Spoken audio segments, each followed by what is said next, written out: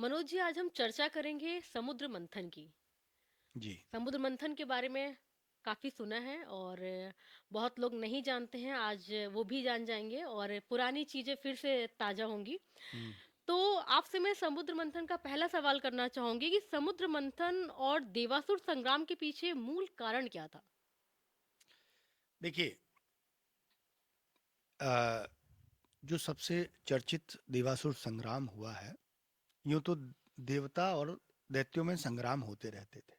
जी, लेकिन इस संग्राम के पीछे जो मूल कारण था वो ये था कि हिरण्यकश्यप जब बहुत ताकतवर हो गया, तो उसने बहुत सारी पृथ्वी जो है अपने अपने विजित क्षेत्र में कर ली। मतलब अपने नीचे कर ली। जी। तो उसके क्षेत्र में एक सोने की खदान मिली। तो सोने पर देवता भी आधिपत्य चाहते थे और दैत्य का तो था ही। तो धीरे धीरे क्या हुआ कि दैत्य इतने पावरफुल होते चले गए कि देवता कमजोर पड़ने लगे। कमजोर पड़ने का कारण यह था कि देवता परंपराओं से बंधे थे। जो परंपराएं चली आती थी देवता उनको फॉलो करते थे। दैत्य जो थे वो बहुत सारी चीजें नहीं मानते थे। और वो बहुत सारा अपने मन का रिसर्च करके, शोध करके, अगर कहीं कुछ मार काट भी करनी है तो वहां भी वो मचा देते थे। कुछ अनैतिक भी होता था वो भी करके वो आगे बढ़ते जाते थे। और उनको शुक्राचार्य जैसा गुरु मिल गए जिन पर संजीवनी मंत्र था। तो होता यह था कि जब देवता और दैत्यों में संघर्ष होता था तो दैत्य घायल हो जाते थे, अधमरे हो जाते थे, या इवन कोई बहुत जरूरी व्यक्ति मृत मृत भी हो जाता था। तो शुक्राचार्य जी संजीवनी मंत्र से उनको पुनः जीवित कर देते थे। तो वो अब भाई, एक के पास सेना सीमित है और एक सेना मर के जिंदा हो रही है, तो देवता बहुत कमजोर हो गए और दैत्य बहुत ज्यादा पावरफुल हो गए। और उनमें एक बात और थी। दरअसल ये मैंने एक वीडियो में और भी बताया, देवता और दैत्य कोई अलग लोग नहीं थे। जी। ये एक ही पिता की संतानें थे। अच्छा। बस इनकी माएं अलग अलग थी। जो कश्यप ऋषि की पत्नी थी, दिति, जी। उससे जो बच्चे पैदा हुए उन वो सब दैत्य हुए। और जो अदिति थी, उससे जो पैदा हुए वो सब आदित्य हुए, यानी देवता हुए। और जो दनु थी, उससे जो पैदा हुए वो दानव हुए। तो हुआ ये कि क्योंकि देवताओं को और बहुत सारे लोगों का, विष्णु का संरक्षण प्राप्त था, शिव जी का था, ब्रह्मा जी का था, जो और ताकतें थी उनका भी संरक्षण प्राप्त था। और दैत्यों को प्राप्त नहीं था। तो दैत्य और दानव, यानी दनु के पुत्र और दिति के पुत्र, दोनों एक हो गए। तो वो संख्या और बड़ी हो गई। संजीवनी मंत्र उनके पास था ही। तो इतने ज्यादा जब पावरफुल दैत्य और दानव हो गए, तो फिर देवताओं को लगा कि अब क्या किया जाए, अब कोई रास्ता खोजा जाए। तो सारे देवता हाहाकार करते हुए भगवान विष्णु के पास गए, शिव जी के पास गए, अपनी बात रखी, सारे देवताओं की मंत्रणा हुई। तो विष्णु ने उनको एक उपाय सुझाया कि देखो ऐसा है, लड़ाई में तो अब तुम उनसे जीत नहीं सकते भाई। अब वो बहुत आगे निकल चुके हैं, अब वो पैसे से भी मजबूत हैं, धन भी उनके पास, सोना, सेना, पावर, संजीवनी मंत्र, सब कुछ उनके पास है। और अब तुम उनसे लड़ तो नहीं सकते। तो फिर क्या किया जाए? तो लड़ नहीं जब आप सकते हैं तो ये है कि संधि कर ली जाए। हुँ। तो एक यज्ञ किया गया और यज्ञ में बाकायदा मीठे मीठे शब्दों से लिखी हुई चिट्ठी भेजी गई। उस चिट्ठी में दनु के पुत्र, दिति के पुत्र और अदिति के पुत्र सारे आए और सारे देवता आए। तो दैत्यों ने अपनी बात कही। दैत्यों ने कहा कि देखो भाई, हम इनके बड़े भाई हैं देवताओं के, और ये हमको उचित सम्मान नहीं देते। और विष्णु जी से भी और शिव जी पे शिकायत की, आप लोग भी इनका पक्ष लेते हो। तो उन्होंने कहा चलो अब जो हुआ सो हुआ, ऐसा करो, कुछ नया करो, कुछ कुछ ऐसा करो जो जिसमें कुछ नायाब हो। असली चीज ये थी कि विष्णु जी को ये पता था कि जो अमृत निकलेगा, समुद्र मंथन अमृत के लिए किया गया। लेकिन वो ये पहले से तैयारी करे बैठे थे कि ये अमृत जो है दैत्यों तक ना पहुंचे, इसकी भी पूरी तैयारी थी। अच्छा। दैत्यों को ये बात नहीं बताई गई कि अमृत भी प्राप्त होगा। हम्म, कि देखते हैं क्या निकलता है। तो मंदरांचल पर्वत जो है उसकी मथानी बनाई गई और राजा वासुकी को रस्सी बनाया गया। और इस तरह सृष्टि के उस समय के जितने भी देवता, दैत्य और दानव सब थे, सब इकट्ठे हुए और समुद्र मंथन शुरू किया। अब जब समुद्र मंथन शुरू हुआ तो उसमें सबसे पहले, चूंकि वासुकी जो था वो बहुत जहरीला नाग था, और उसमें समुद्र में मथानी जब हुई तो जब जैसे जैसे आप दही में जो फिराते हैं, मंथन करते हैं, हम्म, तो जो घी निकलता है, जो जो फेना निकलने लगता है, जी, फेन जो आती है, तो वो फेन जब धीरे धीरे होने लगी तो समुद्र का जितना भी जहर था, जितना भी कलुषता थी, वो सारी निकल के एक जगह इकट्ठी हो गई। और वो इस हद तक विषैला हो गया वातावरण कि सांस लेना दूभर हो गया लोगों का। तो लोग भागने लगे, लोग मरने लगे। तो ये हुआ कि अब इस विष को पिएगा कौन, अब ये विष से कैसे बचा जाए। तो तब उस विष को पचाने की क्षमता किसी में नहीं थी। तो तब शिव जी आए और शिव जी ने उस विष को निगला नहीं, अपने कंठ में ले जाके रोक दिया, स्टोर कर दिया, ताकि ना ये नीचे जा सके, ना ना ये ही ऊपर ऊपर। जा सके। तो ये समुद्र मंथन की कहानी थी कि देवताओं को अमृत चाहिए था, और अमृत समुद्र मंथन से निकलने वाला था, इसलिए समुद्र मंथन हुआ। अच्छा, जैसे आपने बताया कि इसलिए समुद्र मंथन हुआ, तो इसकी जरूरत क्यों पड़ी? इसकी जरूरत इसलिए पड़ी कि एक पक्ष को ताकतवर होना था, एक पक्ष को दूसरे पक्ष से बराबरी करनी थी। जी। तो जो देवता थे वो झुक गए, दैत्यों के सामने उन्होंने हाथ जोड़ लिए, दैत्यों से उन्होंने संधि कर ली, उनसे प्रेम से बोलने लगे, मीठी मीठी बातें करने लगे। दैत्य समझ नहीं पाए कि इसके पीछे की कहानी क्या है। तो असल जो जरूरत थी वो यही थी कि देवता किसी तरह अमरता को प्राप्त हो जाए। उनके पास तो सिर्फ संजीवनी मंत्र था कि वो मरा हुआ हम्म, जिंदा हो जाएगा, हम्म, लेकिन देवता ये चाह रहे थे कि हमको ऐसा काम, ऐसा तत्व मिल जाए, ऐसा अमृत मिल जाए जो हम मरे ही ना, फिर हमको जी। कुछ हो ही ना। तो ये जो अमृत की लालसा थी वो समुद्र मंथन तक लेकर चली गई उनको। अच्छा, मतलब अमर होना अमर चाहते थे। होना चाहते थे वो। तो समुद्र मंथन से क्या क्या निकला? क्या केवल अमृत ही निकला या फिर कुछ और भी? नहीं, समुद्र मंथन से 14 रत्न निकले, अच्छा। जिसमें आपका सबसे पहले तो हलाहल निकला, जब विष निकला, जब अ, विष से जब वातावरण शिव जी ने ले लिया, जी। उसके बाद उसमें से अन्य चीजें उसमें निकलना शुरू हुई। उसमें ऐरावत हाथी निकला, उच्च श्रवा घोड़ा निकला, उसमें कामधेनु गाय निकली, उसमें कल्प वृक्ष निकला। ऐसे बहुत सारे, इवन 14 रत्न निकले, और अंत में धनवंतर लक्ष्मी जी उसमें निकली।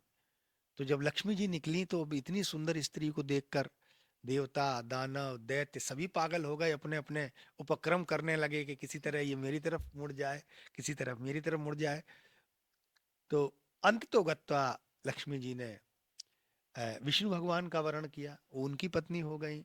तो दैत्य और टेंशन में आ गए, हालांकि इस बात से देवता भी टेंशन में आ गए, वो भीतर से उनको भी विष्णु से जलन हुई होगी। जी। तो ऐसे 14 रत्न निकले, अंत में धनवंतर ऋषि निकले, जो हाथ में कलश लिए हुए, उसमें निकला अमृत। अच्छा, ये जो 14 चीजें निकल रही थी, इनमें सुविधा अनुसार ये लोग बांट ले रहे थे। हालांकि देवता कमजोर थे, तो देवताओं को ये लगता था ज्यादा जो मतलब की चीजें वो हमको मिल जाए। हम्म। तो कई सारी चीजें जो मतलब 14 रत्नों का बांट भी सही नहीं हुआ, ज्यादातर चीजें देवताओं ने ले ली, बीच में उनको खुश करने के लिए थोड़ी बहुत चीजें दैत्यों और दानवों में बांटी बांट गई। दी। तो तो हाँ, जो हलाहल विष की बात की जाती है, हम्म। तो ये हलाहल विष क्या है? इसकी मतलब क्या आप कथा बताना चाहेंगे इसकी? देखिए, इसको हलाहल भी कह सकते हैं, इसको कालकूट विष भी कहते हैं। कि ये इतना जहरीला था कि इसके जब ये फैला वातावरण में, तो किसी के लिए भी जीवित रहना मुश्किल नहीं था, मतलब किसी के लिए भी जीवित रहना संभव नहीं था। जी। हर किसी के प्राण संकट में आ गए थे। अब ये कथा, जो कथा की तरह इसको सुनेंगे, और हम्म। इसको जीवन दर्शन अगर आप समझेंगे, तो ये कथा इस तरह हमको सिखाती है कि जब भी हम जीवन में कुछ नया करना चाहते हैं, तो सबसे पहले हमको मंथन करना पड़ता है। बिल्कुल, बिल्कुल। जब हम बैठकर मंथन करेंगे कि मुझे ये काम करना है, मुझे ऐसा करना है, तो सबसे पहले क्या होता है, हमारे अंदर एक मंथन चलता है, यार सफल होंगे कि नहीं होंगे, असफल होंगे कि नहीं होंगे। तो सबसे पहले जो चीज आती है वो दिमाग में ये आती है, अगर असफल हो गए तो क्या करेंगे। जो निगेटिव पक्ष होते हैं, जो रुकावटें होती हैं, जो खराब चीजें होती हैं, वो दिमाग में आती हैं। तो जो हलाहल विष है वो उस सोच का प्रतीक है। जो सोच, जब हम कोई काम करना चाहते हैं, उस काम को करने से पहले जो नेगेटिविटी हमारे इर्द गिर्द, लोग अरे मर जाओगे, वो फलाना था वो बर्बाद हुँ, हो गया, भाई साहब इतना बड़ा रिस्क ले रहे हो आप, अरे भाई साहब जाने कितने लोग मरे बैठे हैं, बर्बाद हुए बैठे हैं। ये जो विष है, अब इसको पचा पाना साधारण आदमी के वश में नहीं होता। तो क्या करता है वो, कोई ना कोई ऐसा व्यक्ति पकड़ता है जो मजबूत इच्छा शक्ति का हो। हुँ, शिव जी एक मजबूत इच्छा शक्ति के व्यक्ति हैं। उसके पास जाता है, बोले मैं ऐसा करना चाहता हूँ और मुझे सारे नेगेटिव रिव्यू आ रहे हैं भाई, जिससे मैं बोलता हूँ कहते हैं अरे भैया का मत पड़ो चक्कर में, हुँ, मैं परेशान हूँ। तो जो एक मजबूत इच्छा शक्ति का व्यक्ति होता है, वो उसको समझाता है। वो कहता है तुम चिंता मत करो। वो उसके सारे जो डर है, हुँ, सारा जो उसके अंदर नकारात्मकता है, उसको अपने अपने जिम्मे लेता है। अरे मैं हूं ना यार, तुम करो, हुँ। करके देखो तुम सफल हो जाओगे। तो शिव जी वही काम कर रहे हैं। पॉज़िटिविटी। पॉजिटिविटी, सारी नकारात्मकता कंठ तक निगल नहीं रहे। जो जी। व्यक्ति आपको ज्ञान दे रहा है, वो व्यक्ति तुम्हारी नकारात्मकता अपने अंदर नहीं ले रहा है। वो तुम वो तुम्हारी नकारात्मकता तुमसे खींच के, और वो चूंकि इतनी मजबूत इच्छा शक्ति का अपनी एक जगह एकत्रित कर ले रहा है, बाकी अपनी दुनिया सामान्य जी रहा है, और तुमको, तुम्हारे जीवन को भी सामान्य कर दे रहा है। यही शिव जी ने किया। सारा जो विष था वो अंदर नहीं ले गए, कंठ तक ले जाके उसको स्टोर कर लिया। और देवताओं के लिए भी बढ़िया शुद्ध हवा हो गई, देवताओं के लिए सारी हुँ, सृष्टि अच्छे से चलने लगी। जी। तो फिर आप ये बताइए कि अमृत मिलने के बाद देवासुर संग्राम मतलब क्यों हुआ ये? जब अमृत मिल गया था तो क्या ज़रूरत थी? ये बहुत इंटरेस्टिंग प्रश्न है। और इस तरह का प्रश्न कई लोग भी पूछ चुके हैं उस पर, बिल्कुल। कि भाई जब अमृत मिल गया था, तो अमृत मिलने की कथा सबको मालूम है कि अमृत निकला। अमृत जो बांटने में भेदभाव हुआ, उसके कारण ये सारी स्थिति उत्पन्न गड़बड़ हुई। हुई। हुआ ये कि जैसे ही अमृत निकला, तो देवता एकदम झपटे अमृत की तरफ। अच्छा, चूंकि उनके साथ विष्णु भगवान थे, हुँ, तो वो भी मतलब देवता कॉन्फिडेंट थे कि अमृत हमको मिलेगा। लेकिन अमृत को देखकर दानव और दैत्य दोनों झगड़ने लगे। तो झगड़ा इतना बढ़ा कि तो फिर जो है विष्णु जी को मोहिनी का रूप धारण करके वहां जाना पड़ा। अच्छा। तो जितनी सुंदर जैसे ही स्त्री देखी, इस बात से ये होता है कि सुंदरता जो है उस युग में भी कितनी महत्वपूर्ण मारक थी। थी। बिल्कुल। कि मतलब जैसे ही मोहिनी गई तो झगड़ा भूल गए सब। और बोले कि भाई ये हमारे साथ छल करना चाह रहे हैं, हमारा न्याय करो। तो बोले, उसने कहा, मोहिनी ने कहा, भैया मैं क्या, तुम देवता लोग, तुम राजा लोग, तुम धरती के क्षत्रिय लोग, मैं क्या न्याय करूंगी। हुँ, तो बोले कि नहीं, मुझे आपसे न्याय की उम्मीद है। मतलब सुंदर स्त्री है, तो दोनों उम्मीद कर रहे हैं कि ये सही बात कहेगी। तो उसने कहा फिर ठीक है, हम एक शर्त पर न्याय करेंगे, कि हम जो फैसला कर देंगे वो मंजूर होगा। देवता अपने उसमें थे, और कुछ लोगों को पता भी था कि विष्णु किस रूप में है, और दैत्य अपने कॉन्फिडेंस में थे कि हम लोग राजा हैं, हमारे पास सोना है, हमारे पास ताकत है, तो स्त्री वहीं आएगी हुँ, जहां उसको ताकत, पैसा, सोना, समृद्धि सब मिलेगा। इसलिए दैत्य बोले कि ठीक है तुम करो, और हुँ। लाइन लगा के बैठ गए। तो दैत्यों की अलग लाइन लगा दी गई, और और देवताओं की अलग। देवताओं की अलग। एक दो उसमें होशियार थे, उन्होंने देवताओं के वस्त्र पहने, हुँ, राहु उसमें घुस गए जाकर। तो जैसे ही अमृत पिया, तो देवताओं ने देख लिया तो चिल्लाने लगे, बोले और इसने पी लिया, इसने पी लिया। तो फिर उसकी गर्दन काट दी गई। हुँ, ये दैत्यों को अन्याय लगा। भाई अगर बंटवारा होना था तो हुँ, संघर्ष दो सबने किया, तो मिलना भी सबको चाहिए था। लेकिन बिल्कुल। तो दैत्यों को ये लगा एक बार फिर से देवताओं ने हमारे साथ छल कर दिया, और वहीं पर युद्ध की पूरी रणनीति तैयार हुई और घनघोर युद्ध होने लगा दोनों के बीच।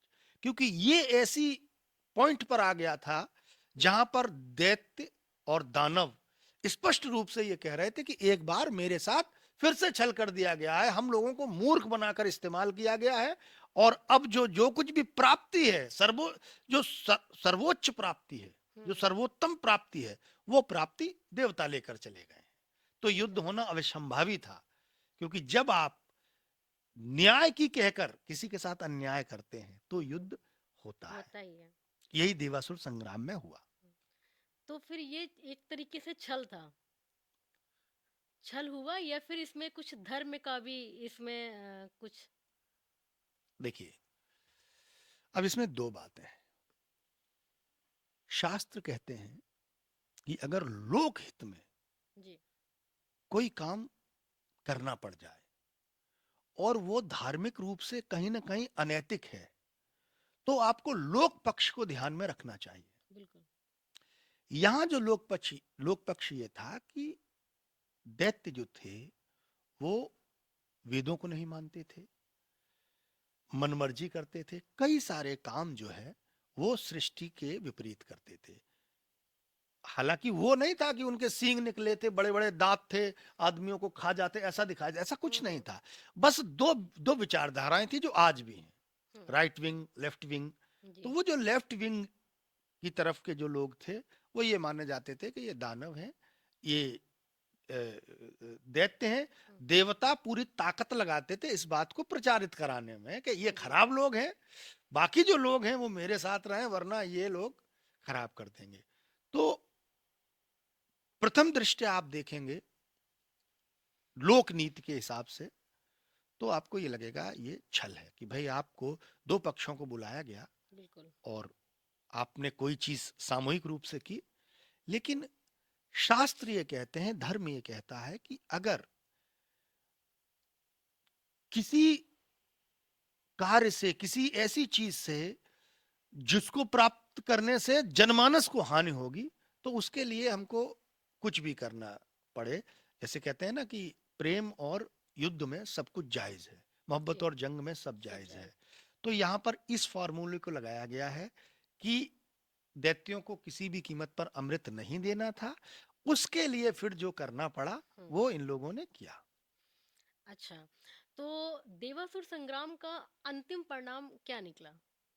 अंतिम परिणाम ये निकला कि दोनों में घनघोर युद्ध हुआ। जी, दैत्य बहुत पावरफुल थे, लेकिन चूंकि देवता अमृत पा चुके थे, हुँ, तो देवता को तो मरना था नहीं, मरना अब तो एक ही दैत्य पक्ष को को ही है। था, हाँ, तो देवताओं ने लंबा युद्ध चला, सालों महीने, महीनों सालों युद्ध चला, और उसमें दैत्य जो थे वो पराजित हो गए। उसमें बहुत बड़े बड़े योद्धा मारे गए, मतलब ऐसे ऐसे योद्धा मारे गए। और ये जो कथाएं आगे शुरू हुई कि रावण आया, ये सारी उसी देवासुर संग्राम की उपज थी। उनमें उनके किसी के नाना मारे गए, किसी के पिता मारे गए। हुँ, तो वहां से ये बहुत जटिल प्रक्रिया, और इसने फिर हजारों साल तक धरती में युद्ध के बीज बोए रखे। तो परिणाम ये हुआ कि दैत्य हार गए, देवता जीत गए। हुँ, दैत्य जो मर गए थे, बाद में शुक्राचार्य ने उनको हुँ, संजीवनी मंत्र से फिर से जीवित कर दिया, और कुछ समय के लिए देवता फिर से समृद्ध हो गए और दैत्यों पर राज करने लगे। लेकिन कुछ समय तक, जी, उसके बाद दैत्य फिर से खड़े हुए और फिर से एक नया देवासुर संग्राम हुआ। फिर शुरू हुआ। तो आज के समय में इस कथा का क्या अर्थ है? आज आज के की समय में सोच इसमें जो समुद्र मंथन है, जी, समुद्र मंथन हम सब के जीवन में घटता है। समुद्र को हटा दिया जाए, क्योंकि वो सृष्टि की प्रक्रिया है, धरती की प्रक्रिया है, तो उसमें समुद्र है, बादल हैं, हवा है, पेड़ हैं। हर व्यक्ति के जीवन में समुद्र ना हो, जी, मंथन तो होता है। बिल्कुल, और जो व्यक्ति मंथन की प्रक्रिया में शामिल नहीं होता, वो व्यक्ति कभी, मतलब किसी भी रास्ते पर नहीं जा सकता है। वो आदमी होने का, वो इंसान होने का मतलब ही नहीं जान पाएगा। अगर आप खुद से बात करने की क्षमता नहीं रखते हैं तो आप अपने आप को कभी बेहतर नहीं बना पाएंगे। बिल्कुल। तो मंथन की जो प्रक्रिया है वो हर एक जीवन में घटती है और सेम उसी तरह घटती है। कभी बहुत नकारात्मक जीवन होता है, बहुत। कभी कभी आप खुद भी देखते हो, कभी लगता है अरे मैं जो करूंगा एकदम बिल्कुल। होता चला जाएगा। बिल्कुल। कभी आपको लगता है कि बहुत सारी दिशाओं में जीवन चलता है और ये मंथन की प्रक्रिया में होता है। जी। बहुत तरह से मन जो है मथा जाता है, उसमें जो विजेता होता है वही अमरत्व को प्राप्त करता है, बिल्कुल। वही जीवन में आगे बढ़ता है। बिल्कुल। तो ये जीवन दर्शन की दृष्टि से अगर देखेंगे तो मंथन की प्रक्रिया से प्रत्येक बौद्धिक व्यक्ति गुजरता ही गुजरता है। बिल्कुल। और जो मंथन से गुजर कर उन सारी चीजों से निपट कर निकल जाता है, अंत में उसको अमरत्व की प्राप्ति प्राप्त होती है। होती है। अमरत्व का मतलब ये है उसको उसकी मंजिल की प्राप्ति होती है, वो जो करना चाहता है वो उसको प्राप्त हो जाता है। मतलब आपका कहने का मतलब ये है कि जीवन में आप कुछ ना कुछ करते रहिए, कुछ ना कुछ मंथन करते रहिए, चाहे वो मन सकारात्मक हो, चाहे वो नकारात्मक हो। मंथन, देखिए, मंथन की प्रक्रिया अधिकतर लोग करते हैं, जी। लेकिन मंथन से अमृत निकालने तक की यात्रा ये वो सब बहुत लोग कर पाते, वो सब लोग नहीं कर बहुत पाते हैं। रेयर लोग करते हैं। बिल्कुल। बिल्कुल। और जो अमरत्व का मतलब यहाँ ये नहीं है कि जिंदा बना रहेगा। बिल्कुल। अमरत्व का मतलब ये है, अपने विवेक लक्ष्य को पाना। विवेकानंद ने मंथन किया, जी। जीवन को समझा, तो आज छोटी सी उम्र में उनकी मृत्यु हो गई लेकिन अमर है। बिल्कुल। आज भी। जिसने भी जीवन की प्रक्रिया को समझा है, मंथन किया और उसके आखिरी बिंदु तक गया है, उसको अमृतत्व प्राप्त हुआ। अमृतत्व का मतलब वो हजारों साल तक लोगों ने उसको याद रखा। याद रखा। बिल्कुल। दोस्तों, आज का पॉडकास्ट हमारा यहीं पे समाप्त होता है और अब हम मिलेंगे नए एपिसोड में नए टॉपिक के साथ। धन्यवाद। बहुत बहुत धन्यवाद।